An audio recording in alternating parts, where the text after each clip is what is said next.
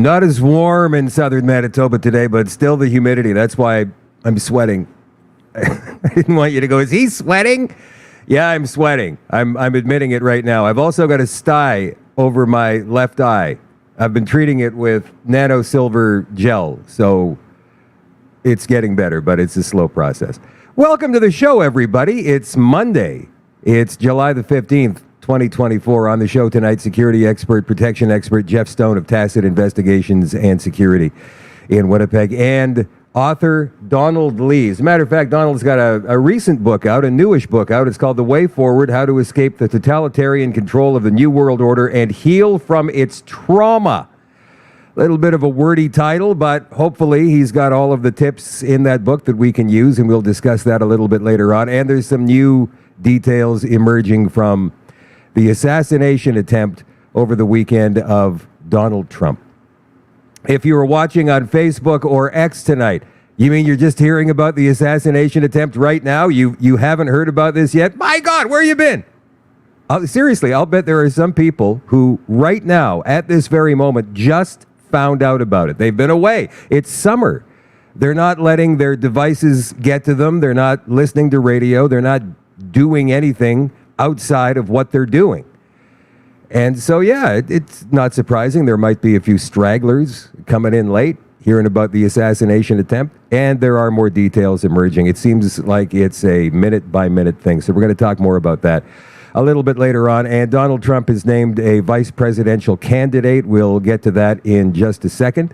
The Shadow at Night live stream, as always, is brought to you by Canada Nano Silver, CanadaNanoSilver.ca. The Nano Silver Gel Pump. Treat your skin to the natural and soothing effects of Nano Silver Gel in an easy-to-use pump style, which is what I've been using on this sty on my eye. Apply it daily anywhere on your face and body to help soften, soothe, hydrate, and promote natural healing. Quickly calms and cools your skin, providing relief that can last for hours. It's safe and effective and can be used by infants and adults alike on even the most sensitive skin. It absorbs quickly and can be used under makeup. It is Nano Silver Gel in a pump, or you can get it in a tube from CanadaNanoSilver.ca. Again, that is CanadaNanoSilver.ca. If you're looking for a retail location near you, you can probably find one. They're popping up all over the country on the Retail Locations tab located in the upper right-hand corner of the website. And if you'd like to become a retailer of these awesome products yourself, get a hold of Kevin and Anna through the Contact tab at CanadaNanoSilver.ca. Again, that is CanadaNanoSilver.ca. All right, let's bring up this headline here quickly from the Associated Press. We're not going to do the whole story. We'll get to that later on. Trump picks Senator J.D. Vance of Ohio, a once fierce critic turned loyal ally, as his GOP running mate. So once again, we're going to get to that a little bit later on in the show tonight. Apparently, everybody, all of the people on the good side of the ledger are very satisfied with this pick. And we're going to ask Jeff Stone right now. Jeff, are you satisfied with that pick of J.D. Vance as the VP candidate? Yeah, I am. I think he's perfect for the job for sure. Why do you think that? Is it because of the things he said? Because 8 years ago he called Trump Hitler, apparently.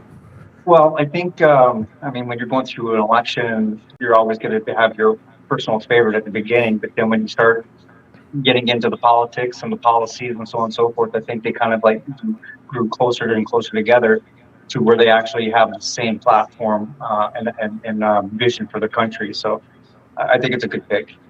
Yeah. All right. We're going to get into that a little bit later on. I do have a couple of other guys who are on video here. Daniel Bulford, who is a counter sniper working on the detail of Justin Trudeau up until the events of the convoy a couple of years ago. And now he's driving truck, I believe. He seems happy anyway.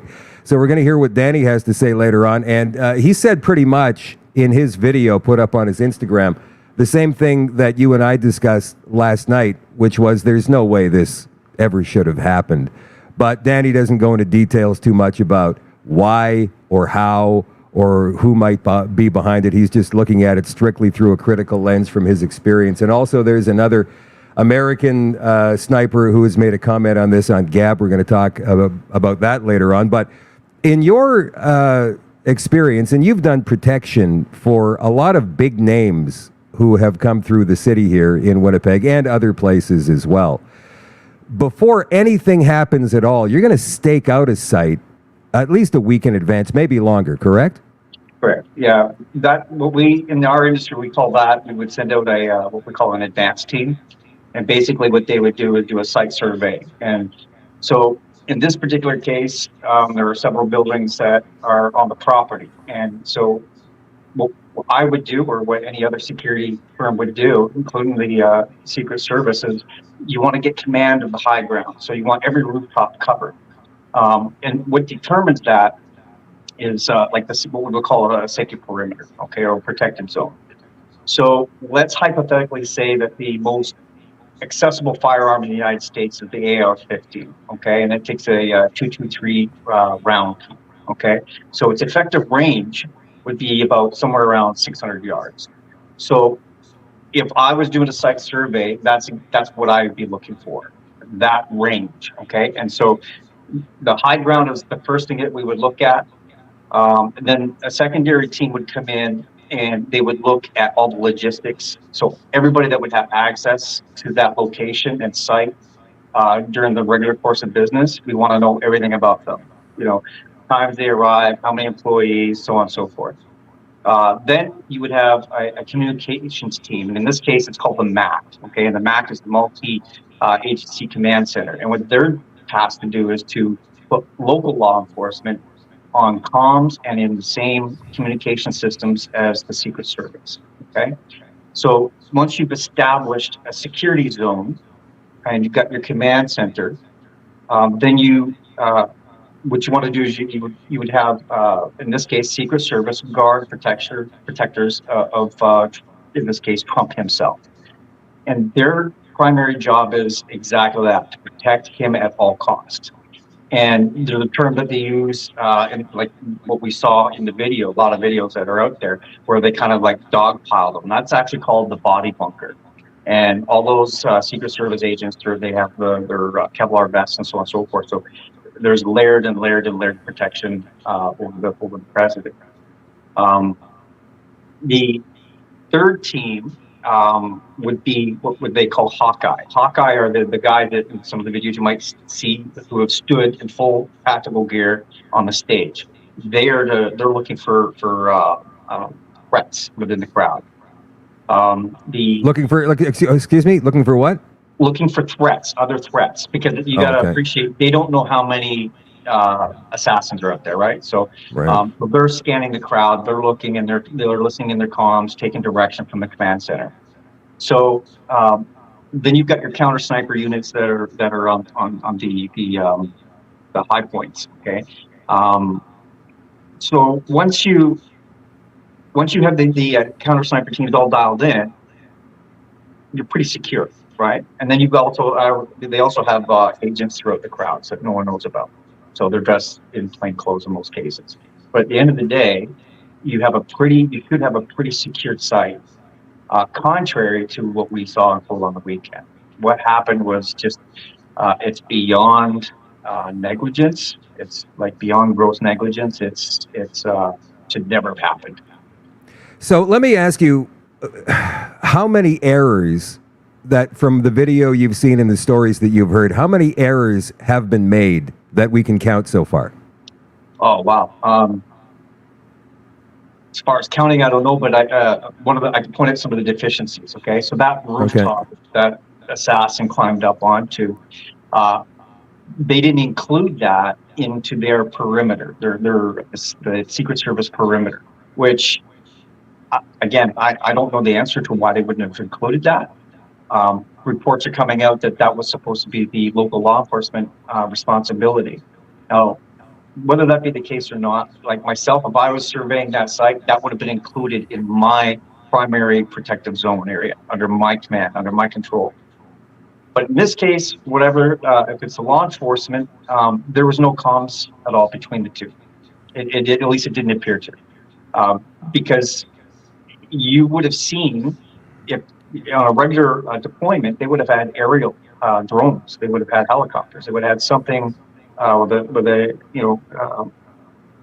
view from the top, and they would have clearly seen that. They would have seen that on FLIR. They would have seen that with just regular cameras, right? So he was permitted to get into a point well within the effective range of a typical weapon that anybody in the United States could get, and it was just unbelievable. Yeah.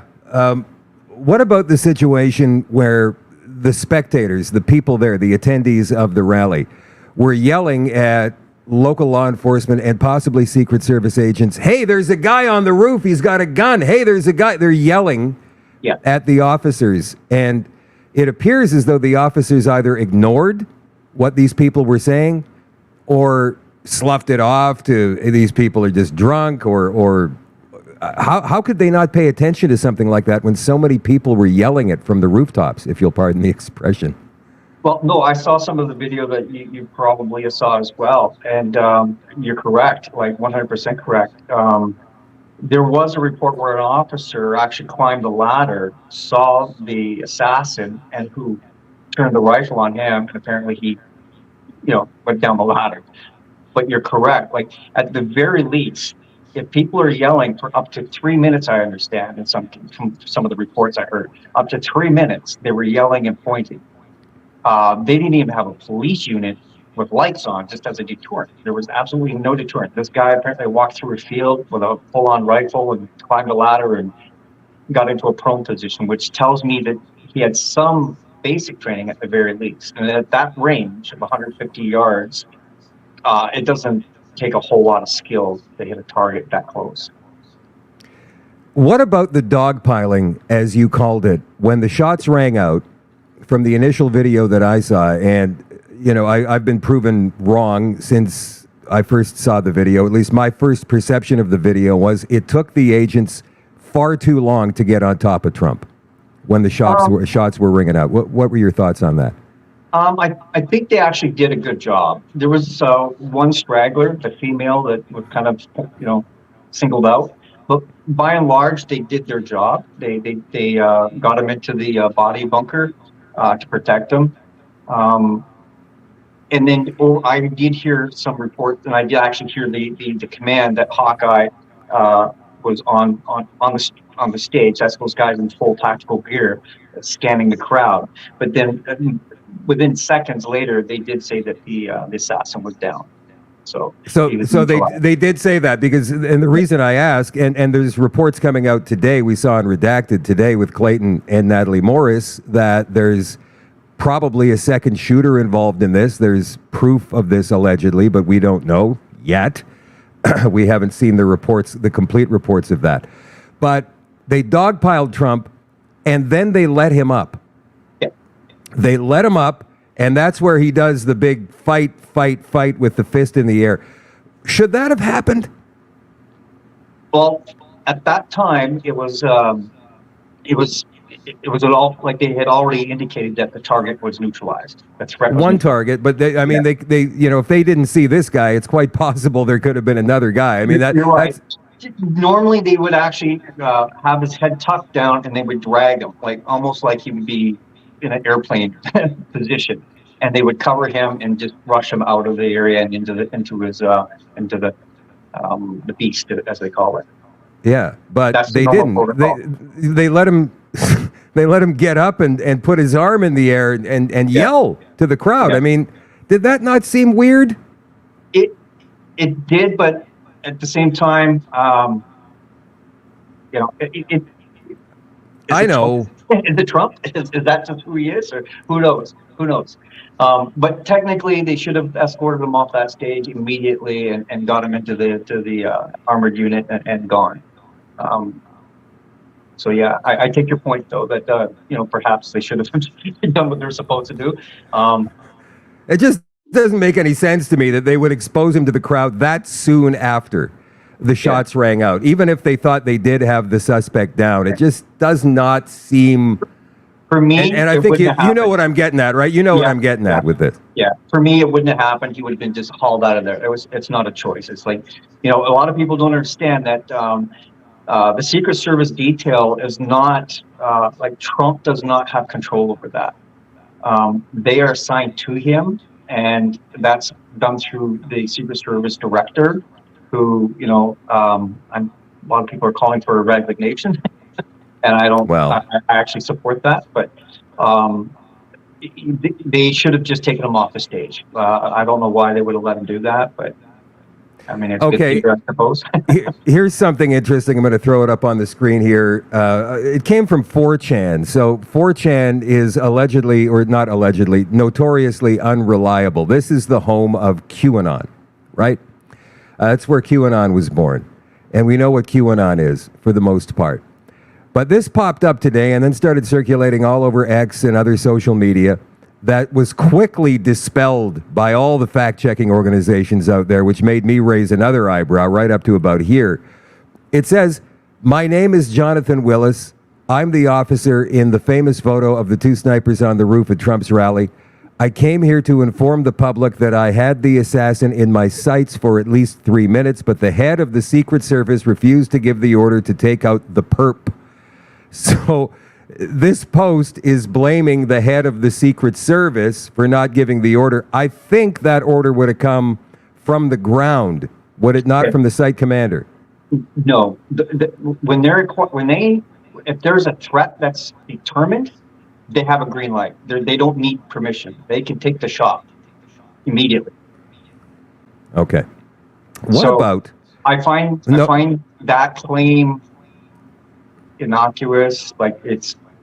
Yeah, I know. There's so much going on out there right now that these agents are so highly trained that if there's a threat detected, they take the shot. Now that being said, there are other theories I've been hearing about. I got my own, but I'm just speaking to facts. Those agents don't wait for anything. If they see a threat, they neutralize the threat immediately. Okay, so I've also heard from a couple of other security experts off the record, so I'm not naming names, that when there is a threat detected such as this in an event such as that the shooter, the sniper, the guy who is in protection, will be looking to take out the shooter, the subject, completely. They're not going to leave him alive. That's correct. Yeah. Okay. Can you elaborate, please? Why that is? Well, because, I mean, you'd think you'd want the guy around to question him at the very least, no? Well, they're trained to shoot center mass, right? So they're going to shoot the biggest part of the body that they can to neutralize the threat. If he's alive, great. If not, all they're concerned about is that they can neutralize the threat, however that looks.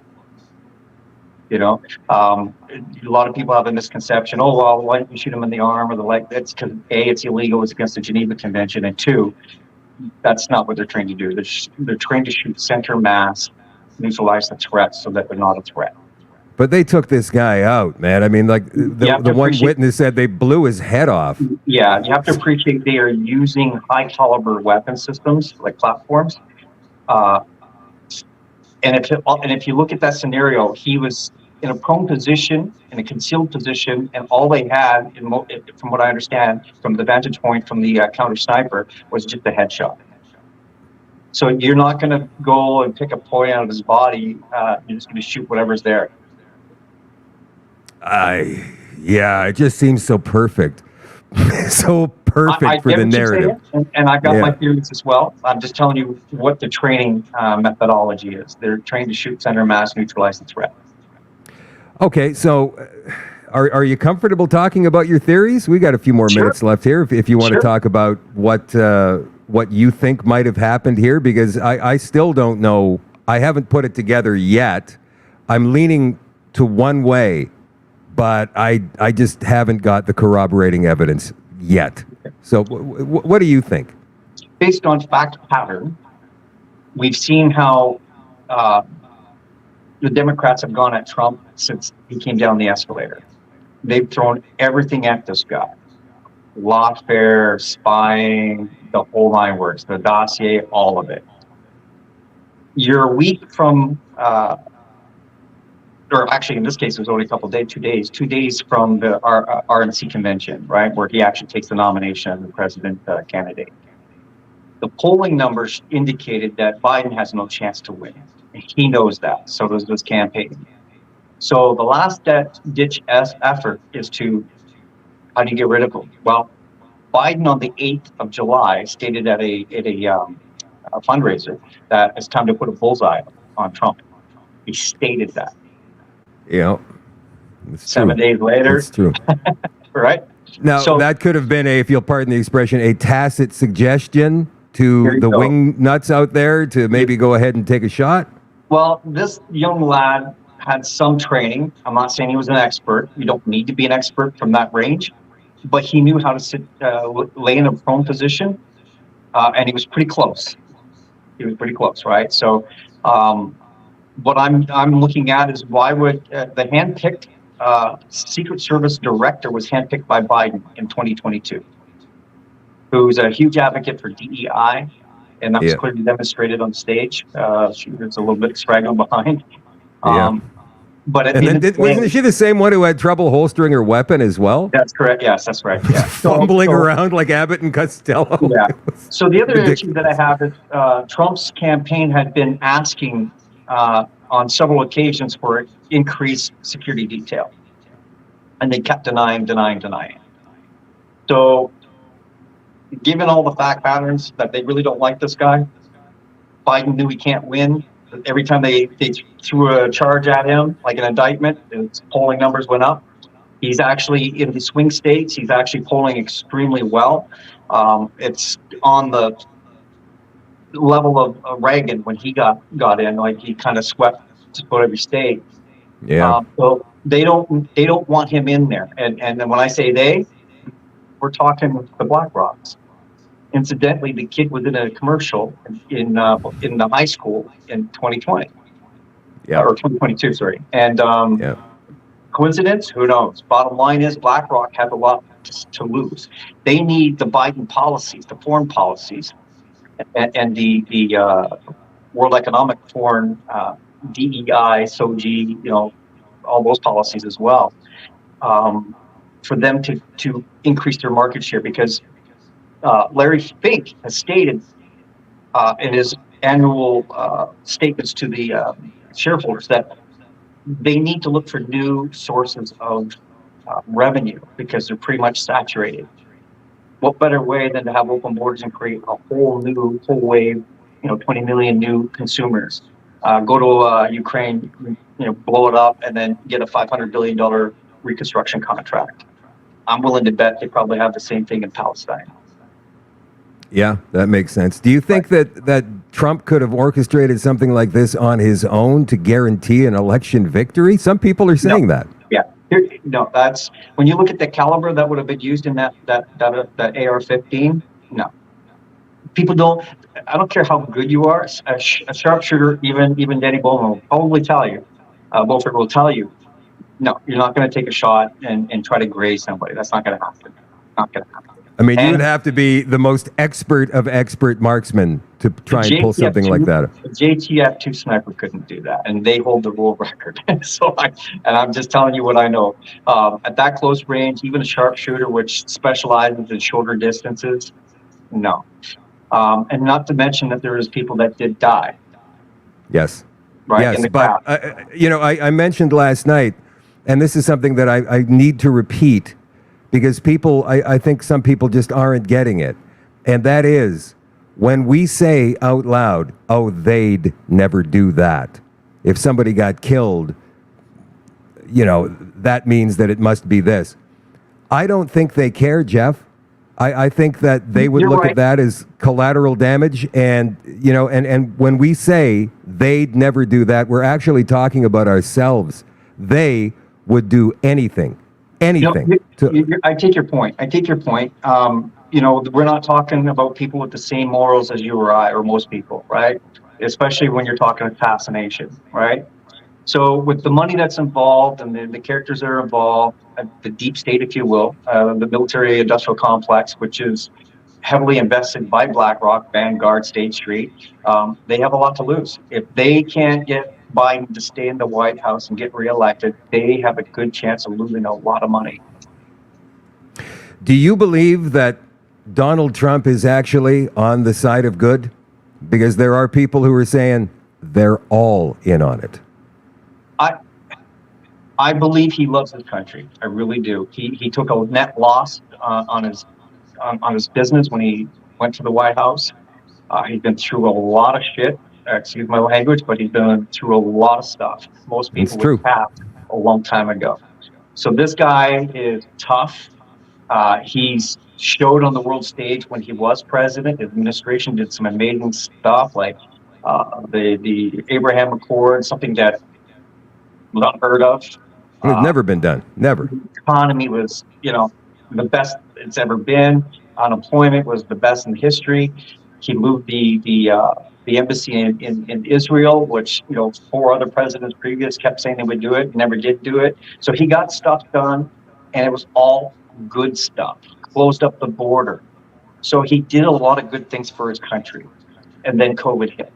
Okay, so if COVID didn't hit, he probably would have got reelected. That vaccine thing. Yeah. That vaccine thing. I don't want to, I'm writing a novel series, and I'll just touch on it a little bit. It's in the book. That's all I can tell you. All the events that we've witnessed since COVID, including things that have happened in Winnipeg and certain labs, it's all in the book, including brother. The only thing I've done is change some names so that no one can come at me and, sue me. I haven't read that excerpt you sent me yet. I'm sorry. I know that you've asked me a couple of times. I will get to that when I've got a moment and I get rid of this sty so I can see. Jeff, thank you for coming on tonight. I appreciate you taking the time to give us your expertise on this situation. Hopefully we can talk to you again soon, my friend. Thanks for having me, bud. Appreciate it. Okay. And look for my book. The first book is going to be out in the new year. It's called Dark Tacit is the series. It's like a Tom Clancy style book, but it's all Canadian. The focus is Canadian Special Operations Team. And the first title or subtitle is called Shadows of Valor. The second one coming out. And I'm hoping to have the second one out before Canada Day next year. And that one's called Digital Domain. And you betcha, CBDCs. Awesome, man. And I saw the cover. Jeff sent me pictures of the cover. I'll put it up on my Facebook a little bit later on so people can see. It's very, very sharp, my friend. Thank you. Thank you. All right. Jeff Stone from... You bet. Jeff Stone from Tacit Investigations and Security. Donald Lee. He is an author, and his latest book is called The Way Forward, How to Escape Totalitarian Control of the New World Order and Heal from Its Trauma. Will be joining the show in just a second, guys. And there's the book, by the way, available on Amazon. Guys, I want to play you video of this former U.S. sniper to give his opinion about what happened the other day. I think it's a lot like what Jeff just said. Everybody, I'm here to tell you why the shooting of President Donald Trump yesterday, without a doubt in my mind, was a planned and coordinated attack on the president inside our government, our local agency or police force. Here's why. My name is Matthew Murphy, and I am a retired Green Beret, retired from this Special Forces Group, but I'm also a level 1 sniper. which means that I have graduated the highest level of training for snipers that you can do in special operations. We're trained, I'm going to avoid confidential or classified terminology. We're trained in assassinations and counter assassinations for the very reason, case in point, yesterday, the shooting of President Donald Trump. So, first of all, anywhere the president's going to go, there are teams from the Secret Service that go out days, if not weeks, if not months, before the president will ever be at that spot. And they do a site security assessment. And they do that with the local police forces and agencies to ensure that every potential security threat or vulnerability is secured and, of course, protected against. Now, this is done way before Donald Trump will ever get there, and they know every place that the president will be, and the sniper team especially is responsible for ensuring that no one can take a shot at the president. Now, that does not mean that the sniper team just sets up with their guns and scans the crowd and shoots. No, what they do, the most important thing they do pre-Donald Trump showing up, is within a 360-degree environment of that podium of the president, they ensure that there is not a place that is open that will be accessible by someone with a rifle to take a shot at the president. So they make sure those places are barricaded off, inaccessible, and heavily guarded, so there is no way you are going to get to the place where you can even shoot the president with a rifle before the president shows up. Then they scan the crowd and those places of the rifle just in case by some miracle you do. Now, you're not going to tell me, I don't care who you are, don't listen to the media, nonsense anyways, I think most of us know that by now, that some 20-year-old kid that looks like he played Dungeons and Dragons in his mom's basement is trained on a gun, especially a sniper rifle like that, is a registered Republican, and then can access anywhere near the vicinity of that crowd, of that event, with him not dressed in a uniform and that sniper rifle. He was wearing American flag t-shirt and pants. American flag That t-shirt kid and went through all pants. the levels of security, somehow got into the closest building to the president, then accessed the rooftop of the closest building to the president, then had the time to unpack his rifle, lay down in the prone, and then take 5 to 8 well-aimed shots at the president before he was decisively engaged by the Secret Service's counter sniper teams or a local police department. I don't know who they were, most likely police. You're going to tell me all that happened and a 20-year-old kid did that without it being heavily planned, coordinated, and people on the inside making it happen? There's absolutely no way possible that that kid was able to get up there and take those shots at the president without a lot of internal help. So someone in that local, or some people inside that local police department, agencies, or Secret Service is compromised and is a threat to our president. So we need to stop worrying about that damn shooter and start worrying about who allowed this shit to happen. And President Trump, if you need an American to protect you who's actually good at sniping and stopping this crap, give me a call. I'll do it for free. Well, we'll play you Danny Bulford in a little while. I want to bring on Donald Lee now. He is an author. He's got a book. Donald, this new book that you've got out, The Way Forward, How to Escape the Totalitarian Control of the New World Order and Heal from Its Trauma. First of all, welcome back to the show. Thank you for coming on. And yeah, it's good to have you back. And this book, man, I mean, people have been looking for ways to escape this new totalitarian world order for a while now, and we haven't actually been able to come up with a full plan. So I want to get to that, obviously, with you and talk about this book in a couple of minutes. But first, seeing as how we haven't talked since the assassination attempt on the weekend, what are your thoughts on all of this? I don't know. You just had an expert on, and you picked Isbury. Why ask me? Well, you know what? Everybody's entitled to have an opinion, and you're on the show. You know, you've been watching this, obviously, like we all have. What do you think? Just give us your 2 cents. You don't have to, you know, muse for a long time on it, but I'd like to hear what you think. They're all setups. You know, it's all theater. And the last guy who was on, who was a sniper, you know, special forces guy, like, even ordinary people look at this. You know, we probably many of us now have seen the pictures, the layout, and we think, yeah, absolutely, that was the closest building. How? how could somebody just walk up there with the rifle, get on there, and have other people in the crowd pointing out to the police and say, "Hey, there's a guy with a rifle up on that rooftop, man." And they do it. Like, how could that happen? It's not possible unless, of course, it's planned. Of course, it's planned. Yeah, there's an inside job. The Secret Service chief says changes are coming to Trump's security detail, but accepts no responsibility for the assassination attempt. I find that to be humorous. My friend, this book that you've got out, The Way Forward, Let's Escape Totalitarian Control of the New World Order and Heal from Its Trauma.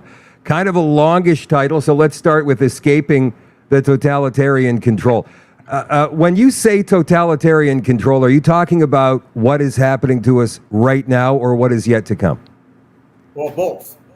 I mean, what's happening right now is totalitarian. I mean, if you know what to look for, you see that these, and that's one of the things I explained in both that and my previous book, right? A year ago, we talked about my previous book, What the Hell's Going On, right? Yeah. Our readers haven't heard about that one, and people love that book. So that book, explains how this is all a web of frauds, multiple frauds, and what the hell's going on, touches on about a dozen or so of the different frauds, the election fraud, the financial and currency fraud, and all the rest. But anyway, so I toured around Canada last year talking to various freedom groups about ideas from that book. And when I was doing that, many people said, we're tired of talking about the problems. We want to talk about the solutions. So that's when I kind of thought, well, that's a good idea. I want to talk about solutions too. And as I was writing this recent book, The Way Forward, it kind of came to me that really we need both. We need to understand what's going on. We need an awareness of what's going on. But then we need to move past that and focus our attention on the solutions. And the solutions is a transformation. And so I say that all of us, both individually and collectively as the human species, we're on a journey of awareness and transformation. First step is we need to understand what's really going on, how everything is a fraud. The media is a fraud. The Trump assassination attempt is a fraud.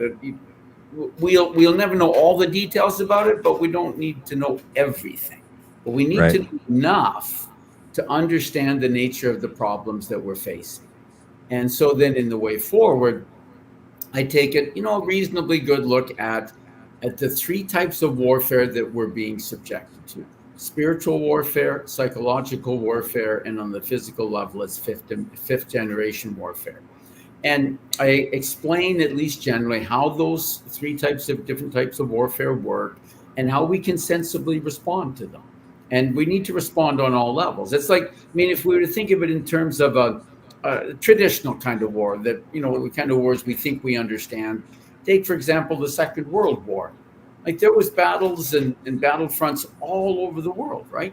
Not everywhere, but, on every continent just about, except Antarctica. And so we need to do something. So we need to mount some kind of a response against every attack that's made against us, spiritual, psychological, and physical. But we also need to understand that ultimate victory cannot come from most of those fronts. And so we need to put most of our attention and effort into those battle fronts, we might call them, or those areas in which ultimate victory is possible. And so that's kind of the brief outline of the book. Are you talking about actually fighting against the cabal, the globalists in this war, or are you talking about just separating ourselves away from the matrix that they've built? Well, really, it's both. And as I explain in the book and in the presentations I give as I go on, like this war that we're in is completely unlike any other war in human history, which is why most people don't even see that there's a war going on, right? It's not a war. So, I've been saying for 4 years that in this war, whoever shoots first loses. So it's not kinetic. That's one of the first principles of fifth generation warfare. Is it's not kinetic. Nobody shoots you with a gun. Nobody drops bombs on you. So people don't think there's a war, right? But we're being subjected to psychological warfare and biological warfare and chemical warfare and information warfare and legal warfare. Like everything has been weaponized. but Yeah. people aren't shooting us with a gun. So if we, and they absolutely want to incite us to violence, because then they can justify a violent response on their part, right? If we don't respond violently, then they can't justify responding to us with violence. That's why whoever shoots first loses. So yes, we're fighting, but it's a different kind of fighting because it's a different kind of war. And I say that we win this war not by destroying anything or killing anyone or even attacking anyone. We win this war by creating, not by destroying, by changing ourselves and controlling ourselves, not by controlling others, and by seeing the good within everyone, not the evil. Because both are there. You asked a minute ago, is Trump on the good team or is Trump a good guy? There's good within everyone, and there's evil within everyone. You know, you may not have heard it, but there's a famous quote that goes, I think I can get it pretty much right. There is so much bad within the best of us and so much good within the worst of us that it doesn't behoove any of us to criticize the rest of us. Well, that's a very good point. Let me ask you on your travels in the last year or so, going from coast to coast and meeting with all of the different freedom groups. What does this, because everybody was wanting to talk about solutions, as you pointed out, what does this new culture, this new society look like? Oh, a very good question, Shadow. And I talked about that in the final chapter of The Way Forward. But, you know, people are looking for a recipe, you know, like cooking up the real new world is not going to be like just, you know, oh, okay, we put in, you know, like 2 cups of freedom and, One cup of liberty and 1 cup of gold and mix it all together. That's right. Right? It's not that simple. In fact, that idea of kind of a one solution fits every problem is exactly part of what we're fighting against. That's what the elites in the New World Order want to do. They say, you know, we got the answers for the whole world and everybody's going to do it our way. No, Yeah. everybody gets to do it their own way. So are we looking at like little enclaves in scattered regions across the country or across the world? Or is it you're still living in the same house that you've been living in for 30 years, but you're not living within the system? Both. I think both. And I'm sure you're well aware that some people are setting up little kind of, you know, communities that are separated. And there's a long history of this, right? The Mennonites and the Hutterites and the Amish, like people have done this for centuries. Probably as long as there have been people. You know, like these guys are crazy, and we're getting out of here. We're heading for the hills, right? People have been doing that forever, but there's not much room left on this planet to get away. I've been saying that in this war you can run, but you can't hide. So you know, some people are doing that, and that's fine. In one of the, you know, in all of these different ways, people will. This gets back to your question a moment ago that I didn't quite answer yet. That everywhere people have got to come up with their own ideas for, okay, we need to go back to the fundamentals and rethink, how do we want to structure our relationships with each other? How do we want to live and work together in a community, as a community? How do we want to ensure that everyone has freedom, but people aren't taking advantage of each other? Because that's not good either, right? And so we've tried to do this, and you know, your American listeners will understand this. And, you know, the founding fathers of the United States of America tried to do this, to structure a system of government that could not be corrupted and that would continue to allow freedom to everyone. But we need to try again, because the systems and the democracies that we thought our democratic systems protected us from tyranny. We find out that they've all been corrupted and we have tyranny anyway. So we need to go back. Have the systems been corrupted, or are we just dealing with very, very corrupt people here who can take? I mean, you could put any system in place, but you have to have faith in the people who are there within the system to work within that system, right? And when they don't, you know, people like Justin Trudeau and Joe Biden and all of these others, that's when you get the real chaos starting. Yeah, you're exactly right. And as soon as those words came out of my mouth, corrupted corrupted our system. I realized that wasn't a good way to state that. Because No, I get what you were saying. I totally understand what you were saying. But when you say when we need to start again, I mean, we do have to put more safeguards in place to protect ultimately the people. And I do think you have a very good point for the American listeners. I mean, they have tried very, very, very hard down in the United States to corrupt the system they have, but it's much more difficult down there than it seems to be up here in Canada, wouldn't you say? Yes, I think so. And the individual states in the United States have more autonomy and more power reserved to the states than we have in the provinces in Canada, which makes it more difficult for Canadian provinces to do essentially what Alberta is trying to do right now, right? To kind of hold it, Yeah. You know what? It's like your neighbor on the farm, right? Your neighbor moved the fence, and then you go back and say, no. The fence was supposed to be here. Remember, you moved back the fence here because, right? Ever since 1867 in Canada, the control over natural resources was a provincial responsibility. Control over health and education; these were provincial. 100% provincial responsibilities, right? And so the federal government has encroached on the areas of provincial responsibility, and even the provinces are now encroaching on the areas of municipal responsibility. And the same power, and I explain some of the ways that this has all happened in my book, What the Hell's Going On? In every country of the world, power has been gradually sucked further and further up the ladder. And now it's actually somewhere above the level of national governments. We saw this, for example, with COVID. When we had almost 200 different countries in the world bring in exactly the same COVID policies at exactly the same time, this level or this degree of policy coordination is absolutely impossible unless those policies are actually being dictated from a higher level.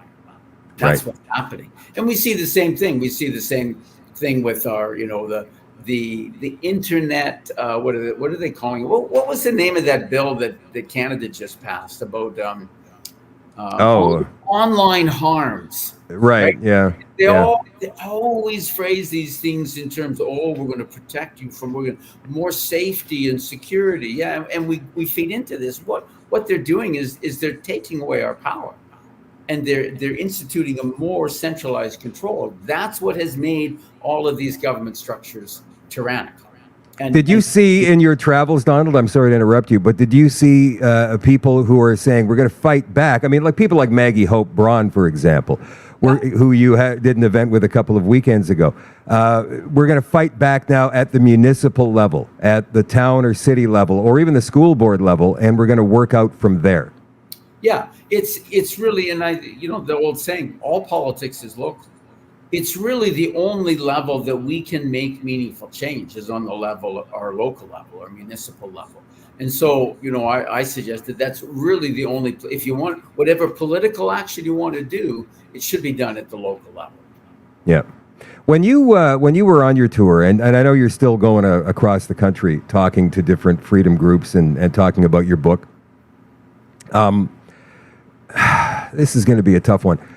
I hear from a lot of people that they've lost friends and family members still, even to this day, where they can't repair that relationship that goes back to, I guess, when COVID first became a thing or the response to it first became a thing. And because of that, people are holding themselves back. They're holding themselves back from becoming members of this new thing that is starting to develop. What do you think? What would you tell somebody who's in that position? Like, tell them to do, obviously, follow their heart. But, I mean, understand that if you stay behind because your family members are staying behind in this matrix of things, this internet of things, that you yourself will be caught in that web as well. Would you rather live alone with your new friends free, or would you rather go back to that? Because I hear that all the time. Oh, really? Okay. Well, I mean, that's part of the psychological warfare, how they're, that they're trying to keep everybody caught in the matrix, if you want to call it that. Because, yeah, we're social animals, and we very much fear being cut off from our friends. But you see, those of us who have already been cut off from our friends and our families, like, what difference does it make? And even But those, they want that relationship back so badly that they're willing to give up going forward for freedom and going back to that is, I guess, what I'm saying. yeah, Right. I hear what you're saying, but we don't have it back. You know what? I have, of the members of my family who will still talk to me, you know what? We can't talk about anything meaningful. Yeah. You can hardly talk about the weather because that's politicized these days. So what do you think? Oh, what are you doing? How are the kids? It's just so incredibly superficial. It's not a real relationship. It's a make-believe relationship. It's a pretend relationship. It's so freeing. And one of the beautiful things about talking to freedom people and freedom groups as I travel around the country, that it's so freeing to be able to talk to people about real things that matter, to be able to talk to people what's on your heart and what's on your mind. Whereas Yeah. whereas the other people that are still caught in the fantasy world, they're afraid of it. And they're afraid because they react with fear and anger. Anytime you try to talk to them about anything that's real going on, now it's the Trump assassination, right? Attempt. Do you think maybe it was rigged? And people will say, oh, yeah, you're a conspiracy theorist, Hey, end of conversation. I guess you don't want to talk about anything meaningful. Yeah. There's still, it's amazing to me how many people that we've seen and are still doing on social media. Too bad they missed. Like, what has gotten into some of these people? It amazes me. Is it the psychological warfare that they've been completely and totally boxed into this very, very small realm of thought? Partly, yes. Of course, we've observed this about social media ever since ever since since emails came out, right? But certainly it's big time on social media. People feel protected or something, that they can just say like things that you would never say to someone in person, right? You can tell people to go do what to themselves or whatever. You can say, people say all this stuff on social media. If they were standing there right in front of you, or together at a social event, no, they would never talk to you that way. So Never. This has led to a tremendous amount of uncivility in our society, and we've kind of accepted this. And so, Yet we are seeing people. I'm sorry to interrupt you. Please finish your thought there. but partly it absolutely is part of the psychological warfare, and then I explain that particularly in the way forward, in the chapter on psychological warfare. They want to take us, excuse me, through what the four stages of psychological warfare, where you take people for the polarization, where you get people divide into antagonistic groups, and anti-maskers or anti-whatever, or Trumpers, whatever name. We put these labels, divide into groups, get us fighting against each other within our own family, right, our own community. And then we retreat into our own group. This is tribalization. So people find their own tribes, and we get our society, which should be one society. If we're all brothers and sisters, right? Really. With differing views, and nobody should have any hate on about that, right? And nobody should be trying to jam their opinions down our throats, right? Yeah, exactly. Just live your life, man. Do what you want, think what you want, live in whatever fantasy you want. Just don't commit fraud or violence against other people. That's all. Yeah. But then the second step is tribalization. We retreat into our tribes. And then the third step is dehumanization, where we dehumanize the other tribes. And that's what we're seeing in these social media posts. Oh, yeah, too bad they missed. They should have killed them, right? Hold it. You're talking about another human being. Like you want to murder another human being? Really?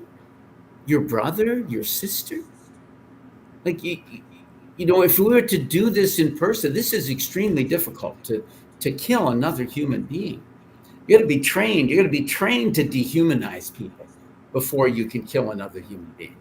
And that's part of what the psychological warfare is doing to us. It is dehumanizing our neighbors. We no longer see each other as other individual human be complex. With all of us messed up and making mistakes and fallible, and there's good and bad in everyone. No, we see other people we see them as that label, right? You're an avatar of that label that we put on them. A Trumper, an anti-vaxxer, right? They're not really human. Then we can kill them. And the fourth stage is killing. But the third stage is dehumanization. So this stuff we're seeing on social media is absolutely part of the psychological warfare so that we dehumanize our brothers and sisters. Do you feel that as well, Donald? I mean, I know that you have been talking about, advancing our enlightenment and feeling energy. But, for me personally, and I try to adhere to that as best I can, but when I walk past somebody, you can easily tell what they are, who they are, right? They got the rainbow hair, they got the thing through their nose, they look sour and bitter. You just feel like saying something. But, I do my best to not all the time, but I still have these feelings well up inside of me. Is there something we can do to get past that? Is it simple meditation, prayer? What do you think? Oh, all of the above, Shadow. All of the above, yes. And that's what I say. All of us, we're on this personal, the individual journey and a collective journey of awareness and transformation. We need to transform ourselves in such a way that, well, first of all, that we're not drawn in to these four stages of psychological warfare and dehumanize each other. So yeah, your own individually, everyone who's listening, your own prayer, meditation, your spiritual practice, that whatever church you go to, whatever whatever you're part of, and also being astutely aware of our own thoughts and our own emotions and reactions. So one of the things that I'm trying to do, like, I'm a student. I'm a fallible human. I get drawn into the same anger and the same. Well, first of all, I try to laugh at them. Right, the people. I was just in the grocery store yesterday to pick up a few things, and the middle-aged lady, at the till, she's wearing a mask. I saw her name tag. I called her by her name. I said, "Hi, how you doing?" I can't remember her name right now. Whatever it was, Sally or whatever. How you doing? And after you just, thanks, Sally. Have a nice day. We can be civil. If nothing else, we can be civil to each other. And this is why this word has the same root as civilization. If we're not civil to each other in our dealings with other human beings, then we're not civilized. Okay, so yeah, we can be civil. That's it. No matter what else, you can be civil to people. Now, you can also actually be kind. Even if they look weird. I look weird to a lot of people. They look at my long, white, very old, crazy, old, looking hippie guy. Yeah, it's whatever. Some people that think I look crazy. That's fine. Most of my kids think I'm crazy. Whatever, right? But no matter how people look, we can be kind to them. Yes, it's easy. But then beyond that, what I'm trying to do, and I fail all the time. I'm very, very doing poorly at this. But what I'm trying to do is when I look at people, and of course, what we see is the physical, right? And one of the themes and one of the points I make repeatedly throughout the way forward is we're not our bodies. So you look at me and however I look, I'm not my body. This is not who I am. And my body looks, now that I'm 66 years old, my body looks a lot different than it did when I was 16. But it's half a century ago. But you know what? Inside, I'm the same person. I remember my grandmother saying this when she was old, about 90 or so, and all wrinkled and everything. And she said, I know I look old, but it's funny. Inside, I still feel like a girl. And all of us are like that. Inside, the real me, it's still me in here, despite how I look on the outside. I'm not my body. I'm actually a soul. That's who I am. And everyone is a soul. So as I look at people, particularly as, in the situations you just described, where you're tempted to write people off because they look weird or whatever, I'm trying to look at them as souls, as spirit energy or something like that, to look past the physical and understand that This is just a facade, whatever. It's a reflection, of what's inside, and they have their struggles. Everybody does, and they're confused. All of us are. They believe in fantasies. All of us do. And look at them as other people, as souls, as spirits. So that's what I'm trying to do. Maybe that can be something that can help you. Donald, I've since we last spoke, since you last appeared on the show here, it's gained a lot of viewership. And I think that's probably from freedom people all across the country who maybe hadn't heard about the show before. But also, I think there's people waking up out there from a slumber that they're in, or that mindset that they're in, or their soul is finally waking up. Have you noticed that as well? And what could be causing it? Is there some kind of a common denominator that you've seen? We're all on the same planet. That's the common denominator. We're all in the same solar system. Now, lots of people have ideas about this. Personally, I don't know. I'm not an expert on anything. But so why is it happening? Yes, we're seeing this. It is happening all over the world. It's a process. I say that repeatedly in the book too, like this awakening or whatever we call it. It's not an event, it's a process. Everything that we're going through is a process. And so, everybody knows, we're going to think about astronomy for a few minutes, that the Earth is in our solar system, and our solar system is in this galaxy that we call the Milky Way galaxy. And the galaxies and the solar systems, right, there's good reasons for this, right, tend to be in a sort of a plane. They're not like a globe with the planets that evenly distributed around the sun, right? You see depictions of our solar system, and they're all pretty much in the same plane, right? And more or less, that is how they are. And the galaxy is the same way too, pretty much in the same plane. But we do kind of move, I don't know exactly how it is, but we move along. So what's happening is that in our path, right, we're on the end of one of these sort of arm-like things in the Milky Way galaxy. And what's happening is that our solar system is kind of coming up a little bit above the middle of the plane of the galaxy. Now, if you can imagine that if it was all a plane like a dish or something, right? And we have a kind of a central, I don't know what they call it. At the middle of the galaxy, the center of the galaxy, there's sort of a central mass of big stars. Like there's a lot of energy that comes out from the center of the galaxy. But what happens is as that energy goes through all the different solar systems and star systems, by the time it gets out to us near the edge of the galaxy, a lot of that energy from the center of the galaxy has been interfered with. We're kind of in the shadow of a whole lot of other solar systems. But as we kind of move up above the plane of the galaxy a little bit, we're getting more of that energy from the galactic center. And so some people have said that's why the whole energy, and I mean, we only think, now science only looks at what they can perceive physically, right? But there's other types of... Or what gets bought and paid for. Yeah. Right. Sorry. So they look Science.